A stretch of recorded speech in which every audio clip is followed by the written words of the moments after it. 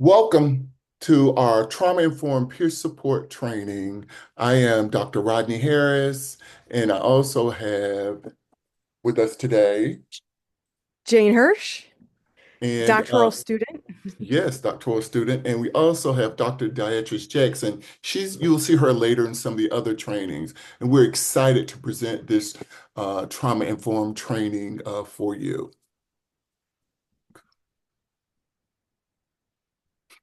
So, I want to talk a little bit about the day one. I want to first of all say that this is day one is a long set of slides, and so it may be broken down into two parts. Because when you think about trauma and describing trauma and the implications around trauma, we didn't want to rush that part, and so we added a great deal of content so we could include. There were a couple of objectives that we have. After we get our welcome and introduction out of the way, we felt like it's important to understand childhood trauma. It's difficult to recognize and conceptualize trauma without understanding how childhood trauma impacts adults. And the second piece of it was really important, and I know you'll see us refer to this over and over again, the importance of understanding trauma. We'll talk a great deal about brain development, you some somatic processing. Here's talk about the importance of understanding and conceptualizing training.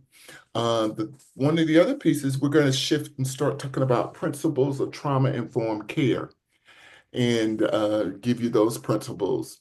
Uh, And then we'll move to strength-based framework. That is really important as we think about trauma, that we also think about resilience and resiliency, because the literature supports that in order to understand people that have experienced trauma are typically people that are very resilient. So you hear us talk a lot about that.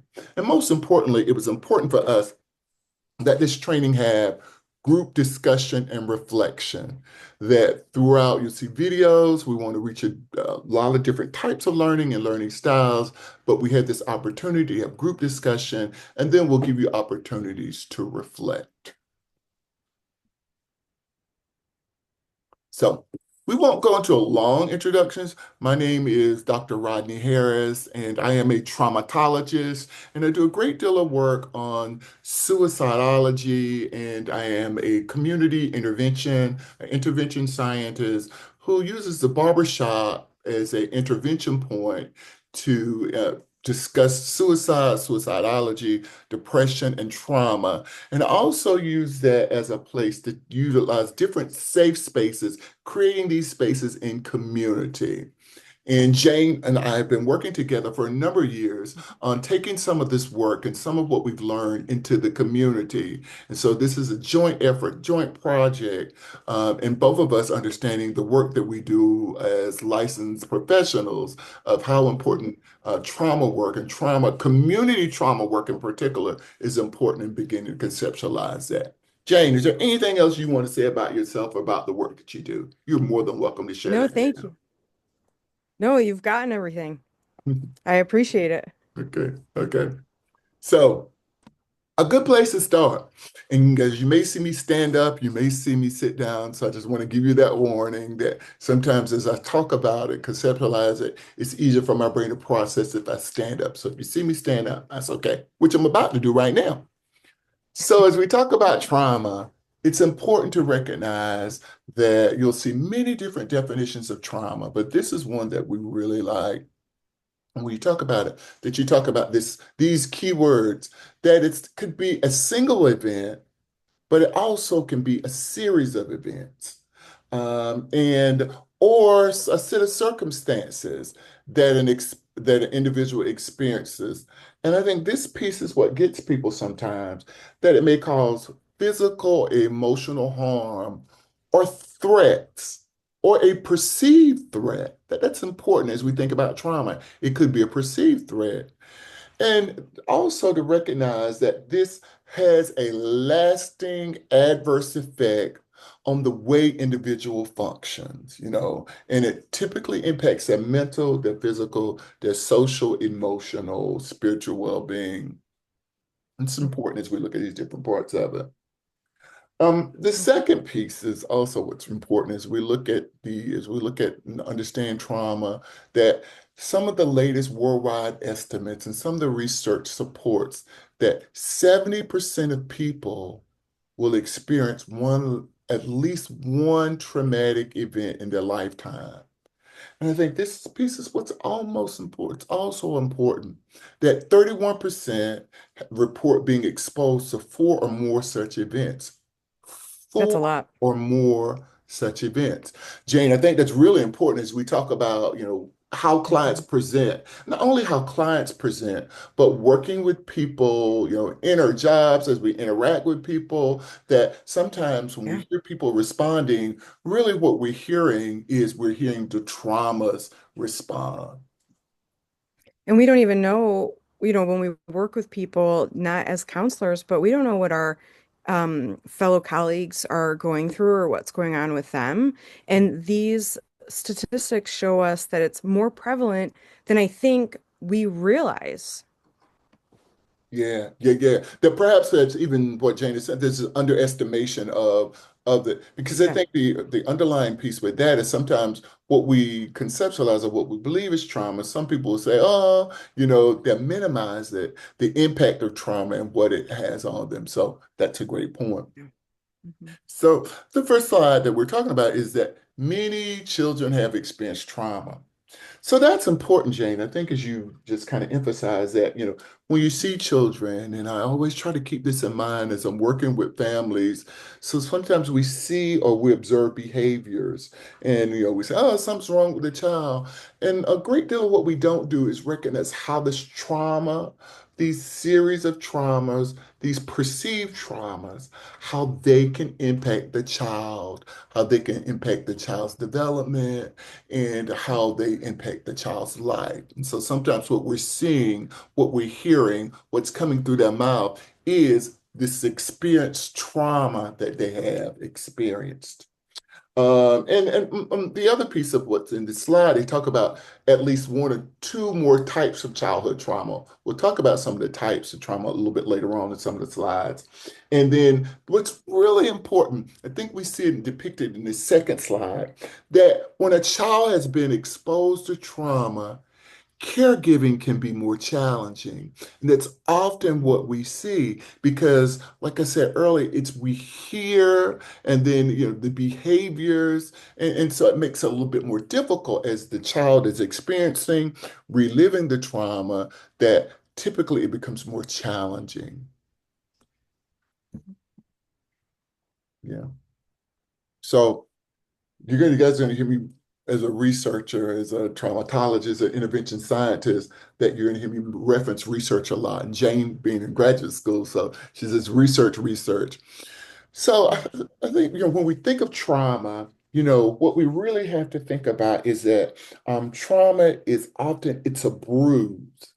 And so oftentimes what happens with trauma is you see these bruises and the bruise, it may stay for a short length of time, but eventually the bruise may disappear.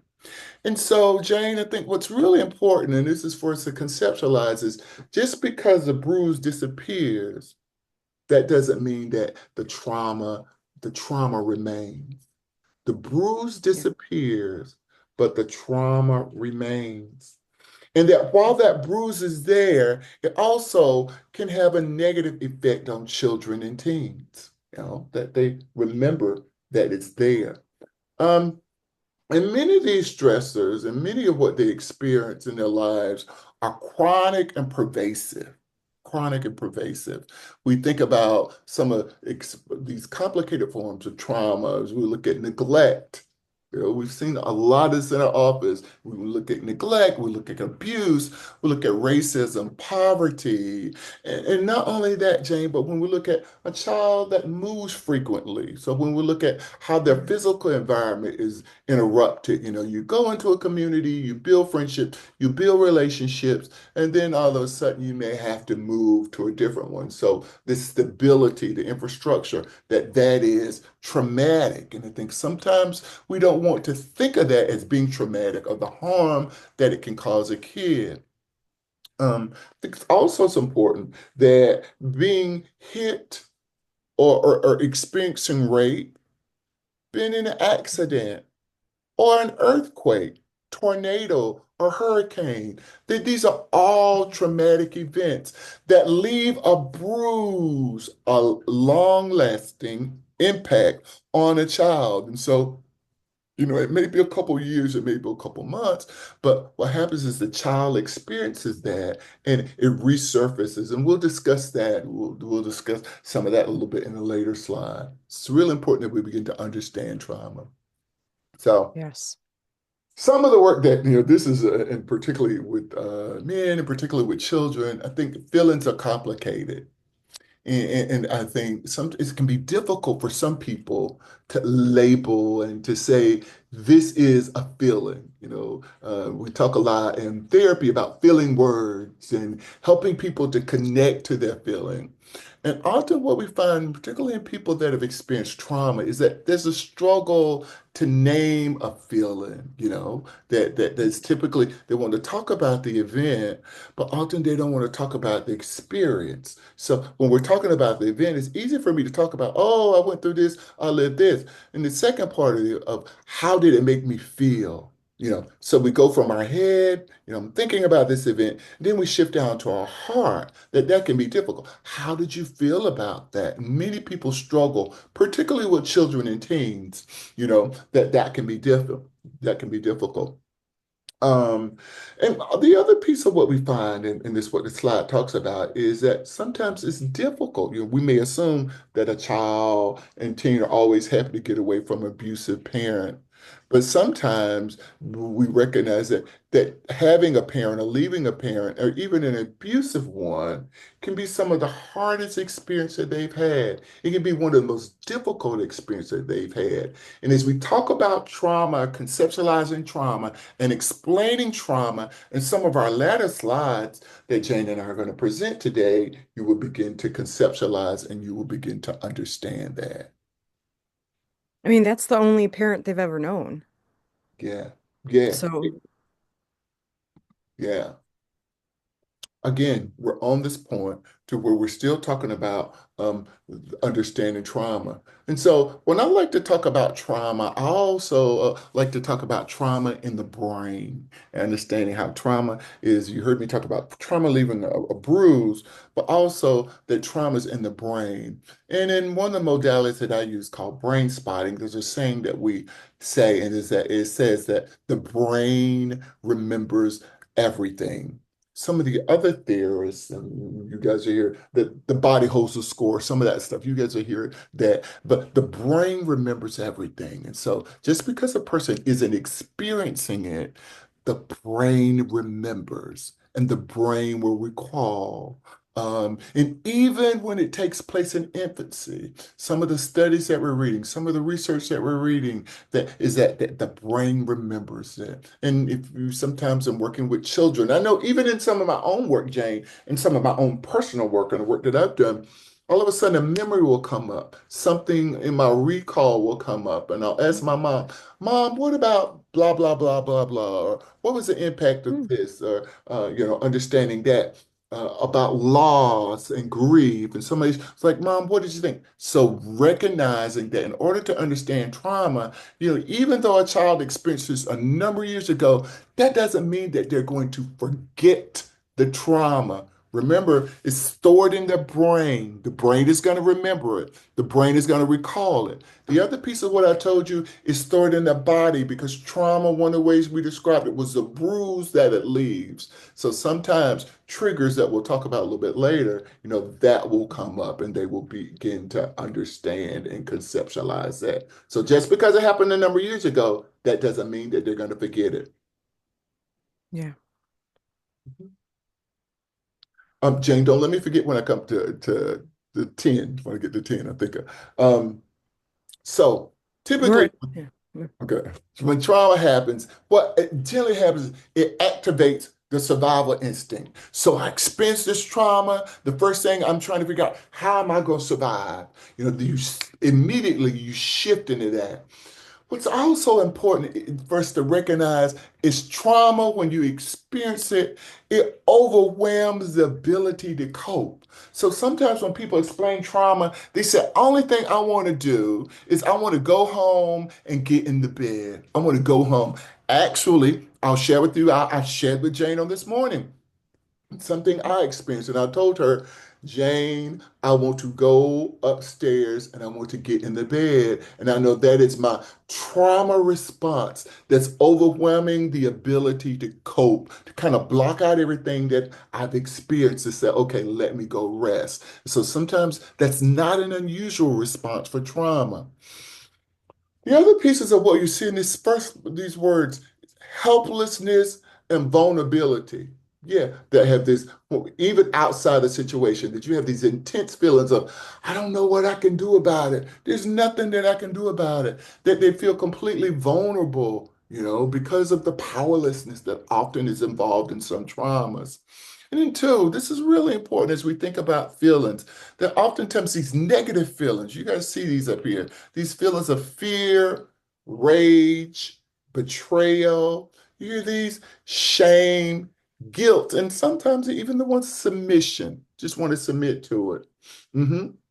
And it may be experienced as predictable, such as sexual abuse, that it can be something that's predictable or unpredictable, such as parental mental health issues, that, having a parent or growing up with a parent that has severe mental health issues, that does impact the child. With any kind of mental health issues, it's going to impact the child and mental health needs.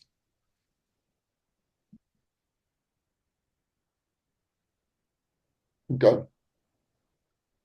Let's talk about these. So there are a couple of different types of trauma that we want to discuss. So the first type of trauma is called acute trauma. And so that is when there's this one-time event. So something happens one time. This is like, for example, like a fire or earthquake or tornado or hurricane, an assault, or even a car accident. So acute trauma is a one-time event. Guys got that one. So the next type of trauma is called chronic trauma. Chronic trauma.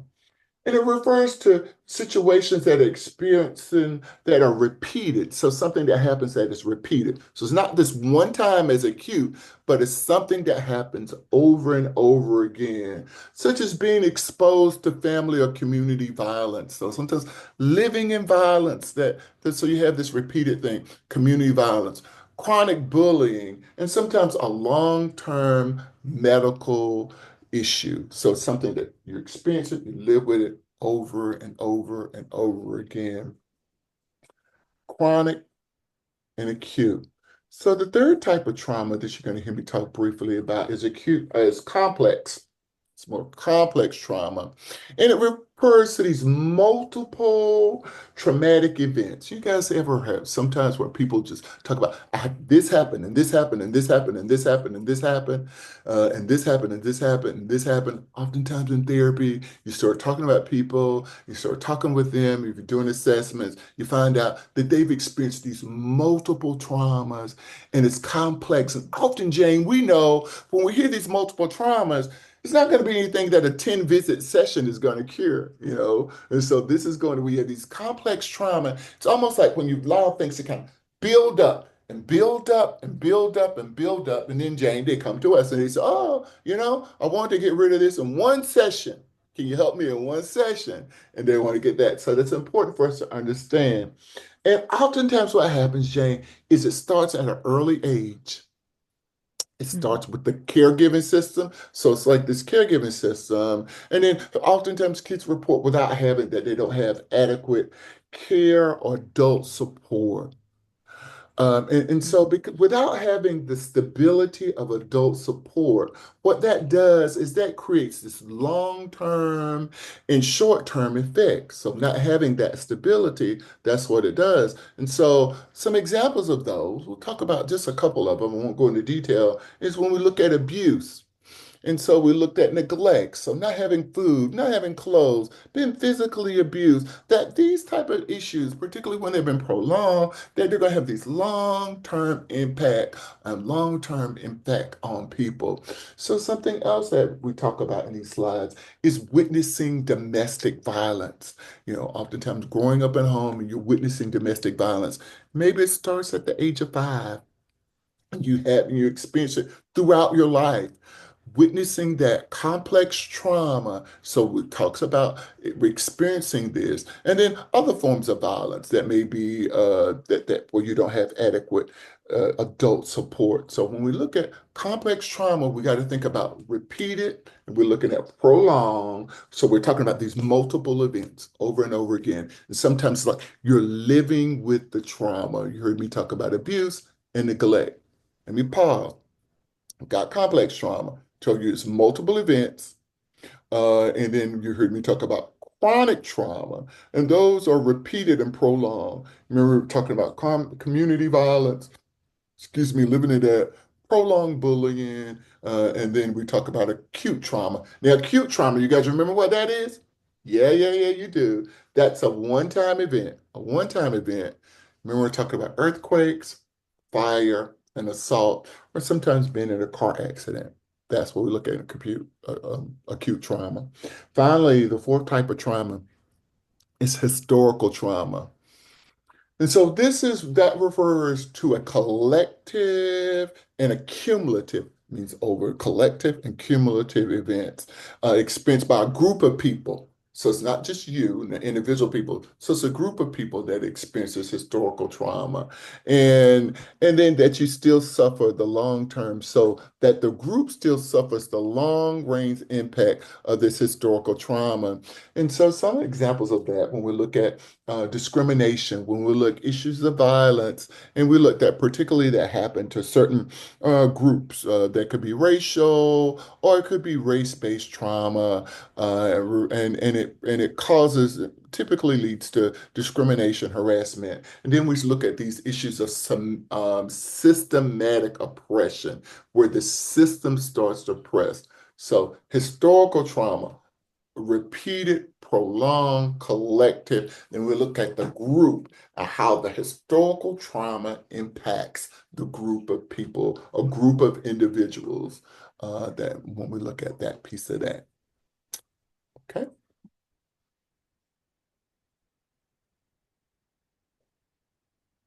Okay. Let me slow down. I want to talk about this. So you guys have heard us repeatedly and over talk about this understanding trauma.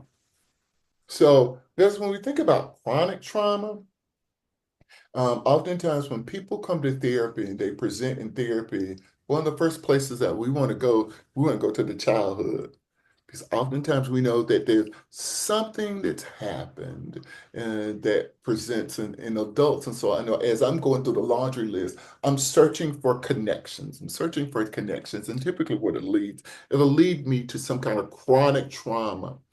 And so when we understand chronic trauma, particularly in kids, what we have to recognize is it shapes their life. And Jane, some of the latest research talks about how trauma and the neurons, how it impact. Jane's going to talk about a little bit how it impacts the brain, how trauma in the body, the brain. So you're going to hear us talk a lot about that. And it impacts every aspect of a child or teen's life. Trauma impacts every aspect of a child or teen's life. And I think that's one also it's important for the second point of the slide that they are important. There are many different things that are important to a child's or teen's healing. And one of the most important is that you have long-lasting, supportive relationships. So if you want to talk about what does it take, how do we heal, what are some of the remedies, what are solutions for trauma? It's having these long-lasting, supportive relationships. These aunties, these uncles, these cousins, people, pastors, mother, father, extended relatives, someone, teachers, that coaches, that we look at how a person, what impacts their healing. If we can find that one person that provides some sort of stability, or that one person that's willing to hear, that one person that's willing to listen, that has a tremendous impact on trauma and understanding traumatic. Situations can be traumatic. Now, first, let me ask you guys, as we're talking about it, and you're more than welcome to think about it. Tell me some situations that you think can be traumatic. Yeah, I hear you. Okay, okay. Yeah. So I think what's important is we begin to talk about this as you use the chat, if you're able to use the chat. If it's not, is that there are many different types of events that can happen that can be traumatic. And we talk about, you've heard me Some of them, we don't physical. even recognize them as being traumatic sometimes. Yeah, Jane. I think that's really Mhm. important. I think that oftentimes when we have adults that are in therapy, let's say you ask them about trauma, they say, "Oh, I never experienced any trauma. I have a great life. My mom, da da da." They'll tell us that, and then you start listening, or something will happen, and as they start to dissect, you can just say, or recognize, well, what do you think about this? What was that like? And they'll begin to uncover it and they'll say, okay, you know what? Yeah, perhaps it was this, perhaps it was that. I think sometimes Bullying. bullying, yeah, that's a huge For one. me, yeah, I have clients and I'll be like, gosh, we'll be talking like, gosh, that sounds like you were bullied. And they're like, oh, yeah, I guess I was. Yeah, yeah. Hmm. hmm Um, and so I think you guys heard you see some of these physical, sexual abuse, abandonment, betrayal of trust, such as abuse by a caregiver, sometimes being neglected. Jane, there's one, the death or a loss of a loved one. I know for me, I lost my father at very young age. And so that death and that loss, oftentimes people will say it was well, a long time ago, but that loss still causes trauma for me. And sometimes it surfaces. Absolutely. And it's real important that, be able to name that. A Hmm. life-threatening illness and a caregiver. Can you imagine when you need this steady, dependable person in your life and the steady and dependable person that you need, that person has a life-threatening illness, that how the impact of what that does to someone.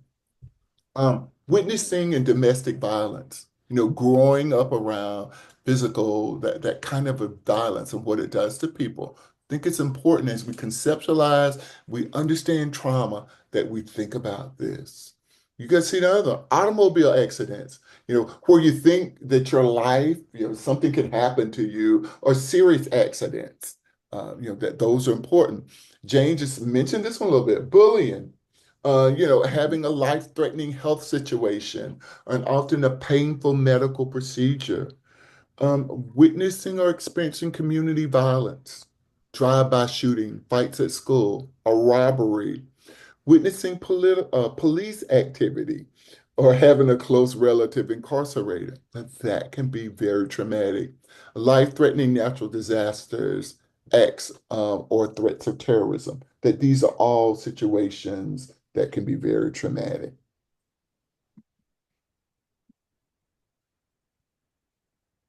So let me just pause before I go to that one. Can anyone name at least one type of trauma? I just want you to reflect on your own life and everything that you've experienced. Can you name or think of at least one type of trauma that you've experienced? And also, I want you to reflect on, has anything new come up for you as Jane and I begin to conceptualize and describe trauma? Has anything new come up for you, or surfaced, as you think about this? Okay. Um, there are many populations that are susceptible that trauma can be more difficult for that population. And I think it's really important as we think about this and as we conceptualize this, and even as we look at some of the numbers of people that experience trauma, that there are certain populations that are more susceptible to trauma. And some of these, Jane, are um, populations of children of color, definitely, and those who identify as LGBTQIA. When we look at those, the trauma for those can be even more complex. And one of the reasons it goes back when we look at the types of trauma, and then we look at these repeated examples of trauma, that these populations can be more susceptible to these types of trauma. So I want you to kind of think about that. So if you see these populations present for you, or you're working with these populations, it's important that you begin to conceptualize and you begin to think about that. So this is a question I want you to think about. How might a child's race, ethnic gender, or sexual identity affect how or she experiences the world? Kind of pause about that. How might a child's race, ethnicity, gender, or sexual identity impact how or she experiences the world? I think particularly as we think about, current state of affairs, how might this impact a child's race, particularly as we look at LGBTQIA issues, and we look at something as simple as pronouns. And I was working and talking with a client that asked me just the other day who uses the pronoun they, and was bringing up that in the current administration where we're the he, she. And so beginning to have the client have that discussion and where it feels like it's been compromised, how things like this can be more traumatic, particularly as they experience and they walk through the world and walk with the world. Um, I think it's also important for us to consider that for some children, that current events that they see, particularly in the news, I just say to my mom, not only children, but adults, I just say to my mom, sweetie, no news. Because particularly what it was doing, the news was bringing up trauma triggers. And I know from my client, as they hear something about what's going on constitutional wise, as they look at what's going on in the world, that causes a bit more and becomes more complicated. So I'm going to do this one more slide and we're going to show a video and then Jane is going to do some talking. Guys are going to get to hear from Jane. Mhm. So, you guys heard me talk about earlier. Look at this person. What are you thinking about? You think they're stressed? So yeah, they look stressed. They look extremely stressed. You can see it in their eyes. You can see the eyes are closed. You can see the tension in their body. And think also they really communicated to us this the head, the holding and grasping of the head, that we can see the stress, the survival in the moment. And then as we think about that, about how that impacts a child's mental and emotional and physical well-being. And as we think about that, it's important that we are aware of a couple of things. Have an awareness of their self, how they're feeling about their self, and not only that, how are they feeling about their environment? That it's important that we conceptualize that. And that we recognize in these survival in the moment states that they're going to have these intense feelings. They're going to have these intense feelings. And not only that, they're going to have some physical responses to the trauma. They may be physical responses to, and most importantly, also that having these survival in the moment states when they're in the trauma, they're experiencing the trauma, they're going to have these physical experiences, they're going to have these intense feelings. And most importantly, it's going to impact their ability to cope because they're going to feel powerless. You see right here, I just don't know what I'm going to do with this. As I end this, it's difficult for me to conceptualize it. It's difficult for me to think about it. It's difficult for me to kind of figure out how am I going to handle it? How am I going to make it through this? So we think about someone being in the trauma, that's important for us to conceptualize. So now I think we are going to watch a wonderful video for a minute. Mhm. Let's go. Let's show our video. The emotional effects of childhood trauma are well known, but new scientific research reveals that child's positive and negative experiences can shape and reshape the brain. Research suggests that the more a child witnesses violence, the more neural connections are created in regions of the brain that involve fear, anxiety, and impulsiveness, while fewer are created in regions that involve reasoning, planning, and behavioral control.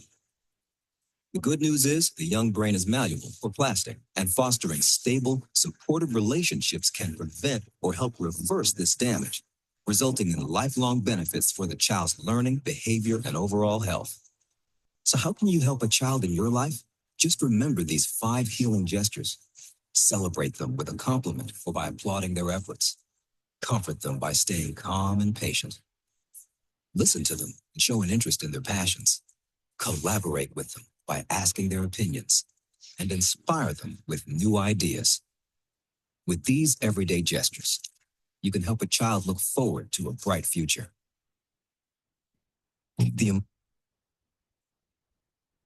I like that video so much because not only does it tell you what is happening in the brain at the time, but I also like it that it tells us how we can help a child just by doing, you know, nice things for them, talking to them and whatnot. So how and what happens with our brain? That was a very good video, but I want to talk specifically about some um, parts of the brain that are, I don't want to say damaged, but have um, effects when dealing with trauma. So first, it's the prefrontal cortex. The prefrontal cortex deals with planning, assessing, moral reasoning, and complex decision making.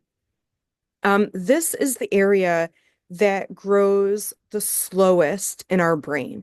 So by the time we are 25, our prefrontal cortex is actually mature. And the rest of our brain matures much faster in comparison. Most of our brain is developed by the time we are 15, 16, 17-ish. So the prefrontal cortex, and this is why, um, well, with the hypothalamus, which I'll get to in a minute, but the hypothalamus, the amygdala, and the prefrontal cortex, because they all grow at different times and they mature at different times, this is why we see impulsivity with student or with children and with especially prepubescent into pubescent children into teenagers because everything's kind of maturing at different times. So the hypothalamus regulates those hormones and it controls our sleep, mood, and especially our hunger. The amygdala is what detects fear, memory, and this is where our brain decides if we're going to do the fight, flight, or freeze from our nervous system. And that is the idea that in a traumatic situation, am I going to fight?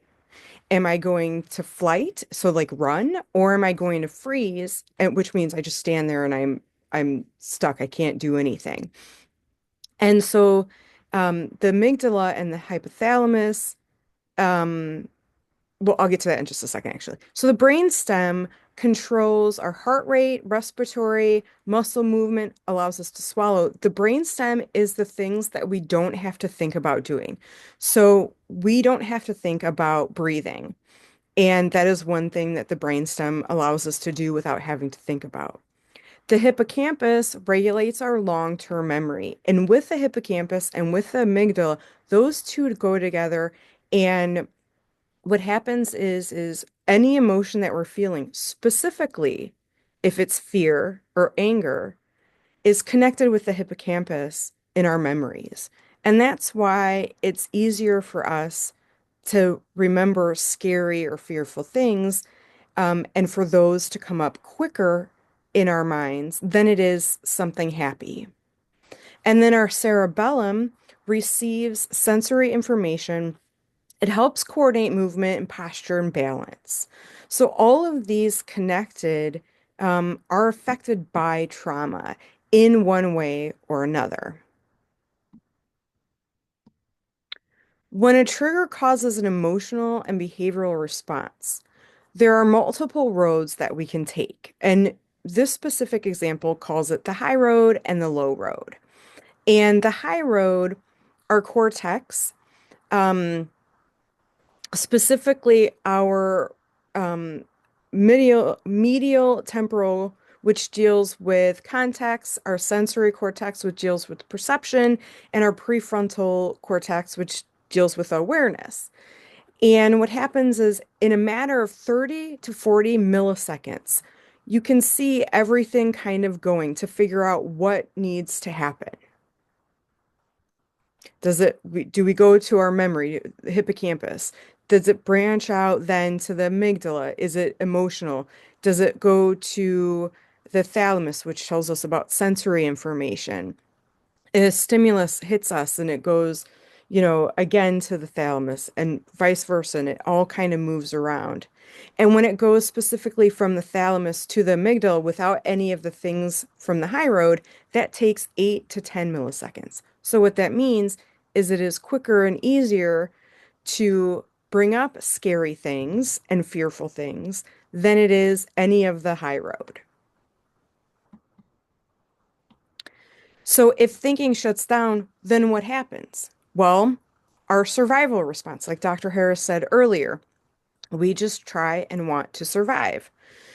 So we need to understand the problem, we need to gather information, develop a plan, and take action. But we can't do that because our survival response has taken over. So what we need to do is figure out a way to get our baseline back, or our system back to baseline, so that we're able to understand the problem, gather the information, Yeah. and whatnot. Yeah, Jane, I appreciate this is one of my favorite things. Sometimes people don't recognize is that when our thinking shut down, what takes over, we start to react. And so, Mhm. oftentimes, when we see it in clients, or sometimes when we hear it in people that they're in a survival response only, that's all they're thinking about. So sometimes what you hear them developing a plan, sometimes what you have to do is you have to slow them down, get them the pace so they can return to baseline because they're only thinking about how do I survive? How do I make it through this? And particularly at the beginning of trauma, in the middle of a tornado, or in the middle of a hurricane, in the middle of an event, you're just thinking about surviving and protecting yourself. So just wanted to emphasize that point. Yes. Thank you, Dr. Harris. I appreciate that. So we're going to take a quick watch of this video. Let's have a look at what's going on inside the brain when people have been traumatized that leads to these exaggerated fight or flight responses, that leads to these kind of outbursts of anger and aggression, or these kind of exaggerated startle responses and so forth. And I'm going to introduce you to 4 metaphors, which I hope will be helpful to you in remembering what goes on here. So I'm going to talk about the data analyst, the emergency alarm, the mission control, and the security guard. So let's talk first of all about the data analyst. This is the thalamus, an important part of the emotional brain. The thalamus gathers data together from the external world and the internal world. So all the data that's coming to you through your 5 senses, what you can see and hear and touch and taste and smell, all converges on the thalamus. All the stuff that's coming from your internal world, your proprioception about where your body is, the state of your muscles, what's going on in your digestive system, your heart rate, your respiratory rate. So all of this info about the internal world and the external world converges in the thalamus, which is like a sort of data analyst, puts it all together. And the data analyst sends that information off in 2 different directions. There's a slower pathway, which is often referred to as the high road, and there's a faster pathway, which is often referred to as the low road. Now, let's have a look at the fast low road pathway. The data analyst sends this information as fast as possible to the emergency alarm. This is the amygdala. The amygdala is like the emergency alarm of your brain. If it detects a kind of threat, whether it's a real threat or whether it's a perceived threat, it fires off. Woo, woo, woo, woo, danger, danger, danger, danger, danger. And it has to do that job well. If you've got a defective emergency alarm that doesn't go off at the slightest hint of a threat, then you're not going to live very long. If we look back in evolutionary times to caveman days, if there was a caveman whose amygdala did not fire off at the slightest sign of a threat, then he got eaten pretty quickly. So the thalamus collates this data, the data analyst sends it at lightning speed to the amygdala, the emergency alarm of your brain, which fires off and sends a message down to your security guard. Your security guard is your sympathetic nervous system. The security guard needs to either take cover or shoot. What's most important? Do I shoot, the kind of fight stuff, or do I take cover? Now, that's the fast road. That's often called the low road because it's using the lower parts of the brain. If we come back to Dan Siegel's hand model of the brain, the high road involves the parts of the brain that are closest to or part of the cerebral cortex. The low road involves the kind of lower parts of the brain neuroanatomically. And so your amygdala is right here in your emotional brain, and it's sending that information. The alarm's gone off. It's sending that information down to the security guard, the kind of fight or flight sympathetic response, the lower part of your brain. Now, it's much, much faster than the high road, that basically the thalamus sends this information at the same time to what we might call mission control. So mission control is the medial prefrontal cortex, this bit of your brain that's right up front, just above your eyes. This is like mission control. It gathers all the data together and it makes an informed response. You become aware of what's happening. You can tap into different parts of your cerebral cortex and make an informed decision about whether or not this is a real, genuine threat that you need to take action on, or whether it was a perceived threat and you're actually okay. So that's quite a few microseconds slower than the low road fast response. The amygdala, or the emergency alarm, also sends information to mission control. And again, though, that's slower than the immediate response that's gone to the security guard. And so what's happening in the traumatized brain is that the data analyst is continually feeding inaccurate data to the overactive emergency alarm, which is firing off again and again and telling the security guard over and over to take cover or shoot. And so we're getting this kind of sympathetic hyperarousal, this kind of anger, irritability, fear and startle and withdrawal and retreat over and over again. Throughout the course, I'll be referring to these metaphors and these parts of the brain and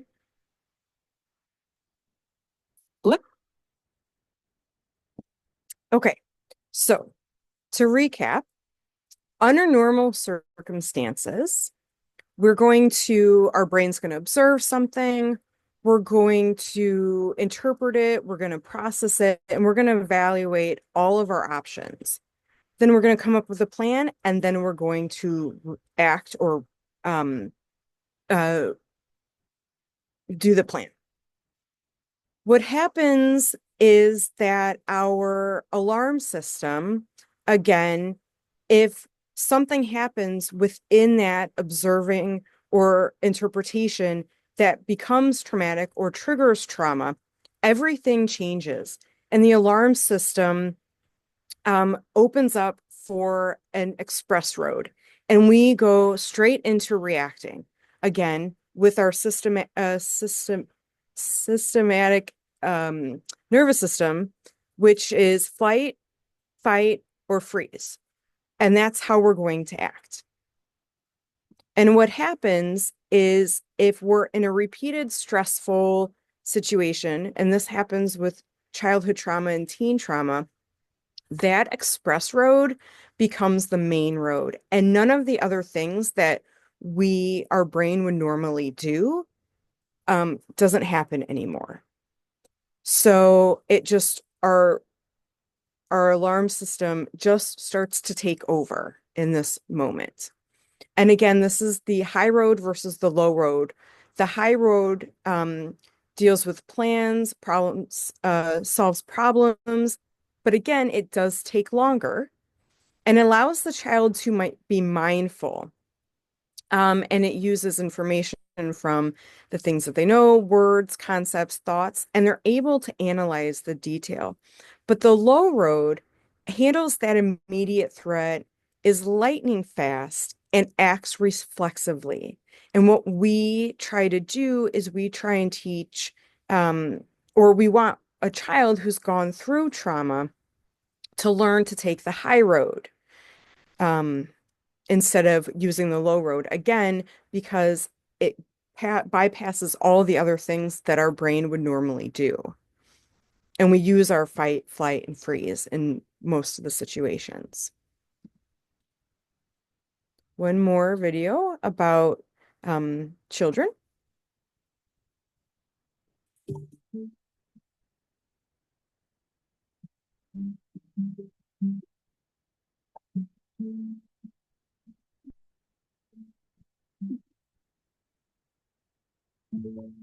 As recently as the 1980s, Scientists believed a child's brain at birth was fairly static, largely predetermined by genetics. Researchers now know that's not true.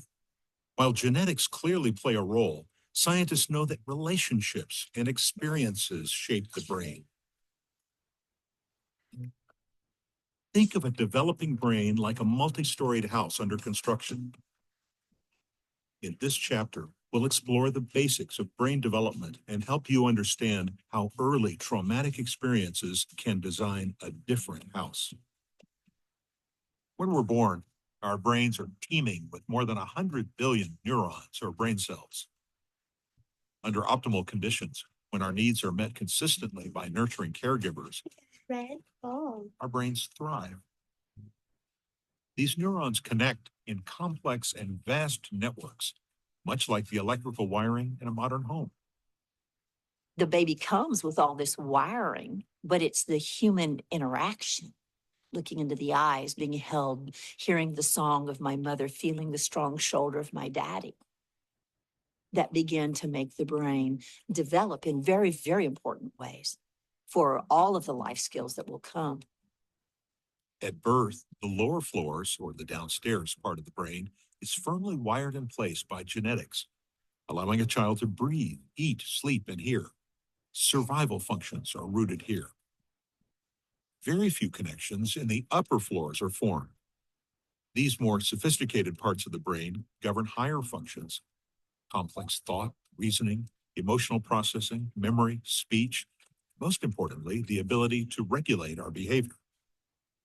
It takes time and repeated experiences for this circuitry to develop and become hardwired in the brain. When a child experiences trauma, abuse, neglect, or other risk factors, it can skew the wiring of the brain, as well as the structure and the chemistry. The lower, more primitive survival part of the brain can overdevelop from reacting to fear, while the critical upper floors may underdevelop and suffer. In the book that I wrote with Dan Siegel, The Whole Brain Child, we talk about an upstairs brain and a downstairs brain. For some kids, Dr. Bryson is a psychotherapist at Pediatric and Adolescent Psychology Associates, Director of Parenting Education for the Mindsight Institute in California, and best-selling author along with Mindsight Executive Director, Dr. Dan Siegel. the upstairs brain is the more sophisticated part of the brain. It's our cortex that takes a long, long time to develop. And it's the part of the brain that allows us to regulate our emotions and calm down our bodies, understand ourselves, understand other people, and really be able to make good choices and be flexible and adaptive. The downstairs brain is much more primitive. It's actually really well developed at birth, and it's the limbic area and the brainstem connected to the body. And that part of the brain is much more reactive, and its job is to kind of constantly be watching for how to keep us alive. Dr. Bryson's research and studies in attachment science, child rearing theory, and interpersonal neurobiology have made her a sought-after expert contributor with appearances on Good Morning America, PBS, and Redbook magazine. She says trauma triggers the watchdog part of the lower brain, called the amygdala, to work overtime. And its job is to constantly sort of scan the environment, to be paranoid a little bit, to be watching, is everything okay here? Am I okay? Am I safe? Is anyone out to get me?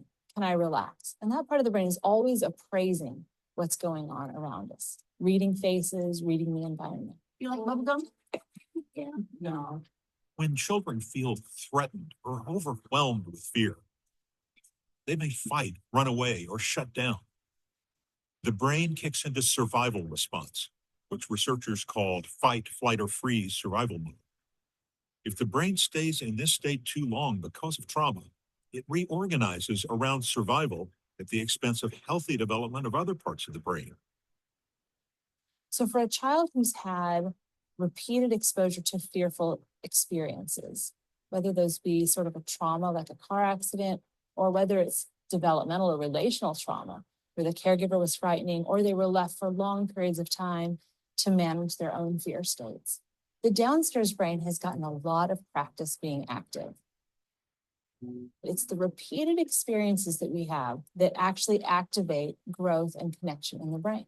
So if a child has had a lot of experiences where their downstairs brain that is reactive and fearful that part of the brain gets really well developed. Whereas then the upstairs brain that knows how to calm that fear and kind of do that self-soothing, like, oh, that was a scary noise, but I'm okay now.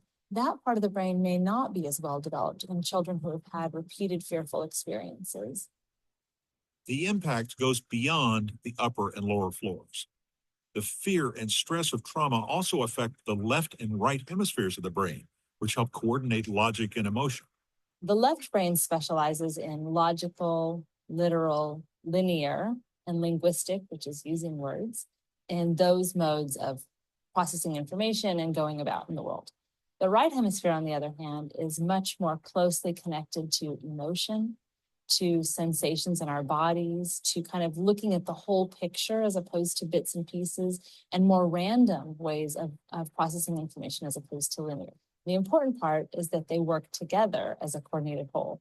When children are in situations where their needs are not responded to, where their emotional states are not understood, or there is not a caregiver who responds consistently, quickly, and in an attuned way, the right hemisphere does not get nurtured. It doesn't get developed optimally. So when one side takes over, we can either be cut off from our emotions or we can become flooded by them. It's not just our emotional balance that gets upset by trauma. It also disturbs the delicate balance between our brain chemistry and the hormones that drive our central nervous system and our entire being. In times of stress, our bodies produce the hormone cortisol, revving our bodies to a state of high alert. Periodic stress and short bursts of cortisol actually stimulate growth and help us adapt and change. When stress stays too high for too long, toxic levels of cortisol become corrosive, can lead to a host of long-term problems. Rockefeller University neuroscience professor Dr. Bruce McEwen is noted for his pioneering work on the impact of stress on the brain. In a chronic stress situation, our lab has shown that dendrites in some parts of the brain, like the prefrontal cortex and the hippocampus, will shrink and communication will be impaired. Most critically, Dr. McEwen says chronic stress takes a heavy toll on the vital front part of the brain that controls emotion, memory, and attention. The prefrontal cortex is very vulnerable, and when there is chaos,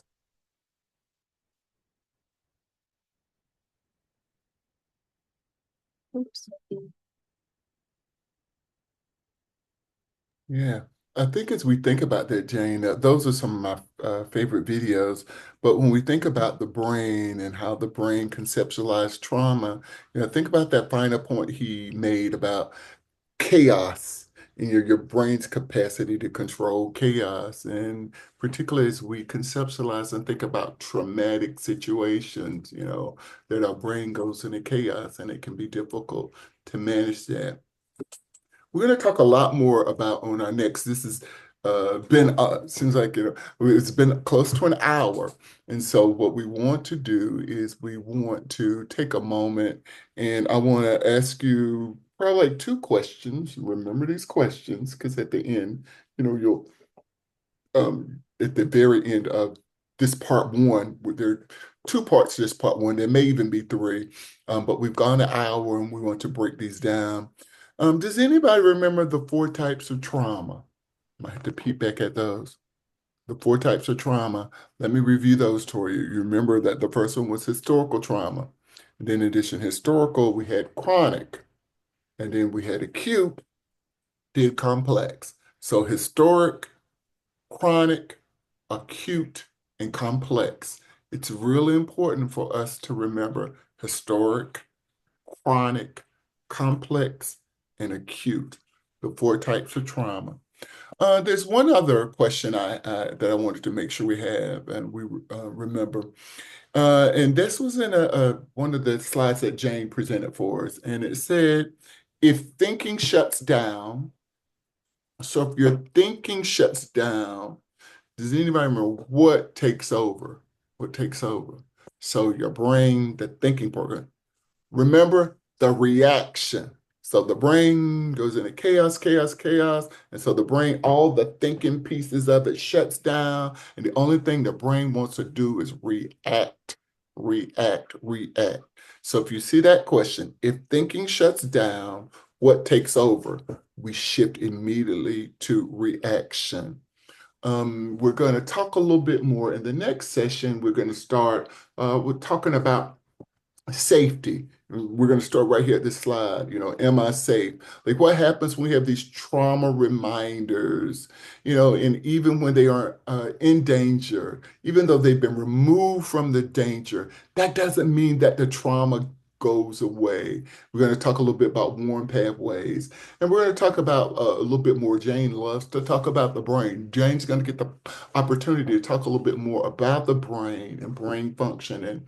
And then we're going to also, you guys are going to hear me talk about like what happens when your trauma switch has been turned off. Some people have a broken switch because sometimes what happens, they experience so much trauma over and over again that the switch just goes off. And so how do you help people when their trauma switch has gone off? And basically, the brain doesn't realize that you're no longer in the trauma and that the danger is over. So the brain wants to continue to live in the trauma, wants to continue to experience the trauma. And I think that's really important for us to think about and to conceptualize that. Thank you for day one. And next time, Thank you. you'll move to day two. Wonderful job, Jane. We're looking forward to sharing Thank this you. with you. Thanks. Thanks.